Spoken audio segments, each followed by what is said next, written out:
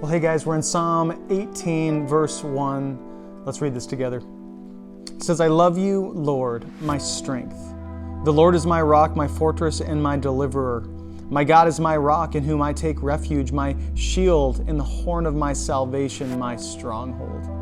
I called to the Lord who is worthy of praise, and I have been saved from my enemies. There's three things going on in this text as I read through Psalm 18. The first thing is that the psalmist declares his love for God, that there is a passion for this God who has always shown up, who's always been a firm foundation for his life. Then he moves on and he spends a lot of time talking about how God has come through for him. God has rescued him from his enemies, given him the peace that he needs, and always been there for him. And so he goes on to just describe how God has been faithful in so many different ways. And at the end of the psalm, he says, so I'm going to praise you, I'm going to sing to you, and I'm going to worship you. And so those three things, I love you, here's why I love you, I see that you're faithful, and then I'm going to sing, I'm going to worship in response to you. And I just wonder for you, if maybe you can take this as a pattern for you today. First, just to say, God, I love you.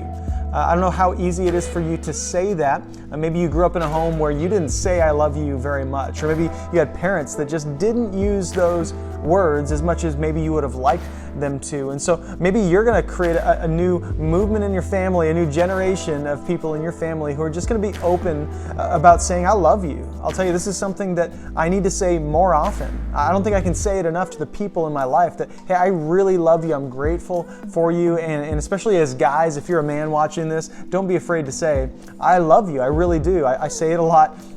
In fact, every week after I finish my sermon, I say, I love you guys. And the reason I do that is because, honestly, years ago, I realized I might not see you again.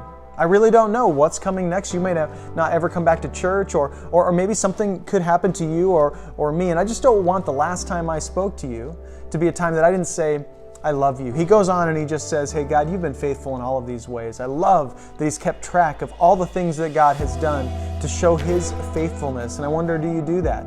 Maybe today you can spend some time thinking about how God's been faithful to you throughout your life. And that honestly, although maybe you question it sometimes, you see, man, in every stage, in every season, God has done exactly what he has said he would do. And then the last thing that I see in this text that I love is that he says, I'm going to worship. I'm going to honor you, God. I'm going to give praise to you. I'm not going to be afraid of showing my affection to you, God. And so maybe today you can do that. Just show your affection to God and just acknowledge that he's done so much for you, and maybe communicate back, God, you are so good. I'm going to sing to you. Maybe in the car on the way to work, you could actually turn up some worship music and actually worship God in a place that's not Sunday morning church. And so I just want to encourage you that way. Be willing to say, I love you, God. Tell him why you love him, how faithful he's been, and then don't be afraid just to worship him for his faithfulness today.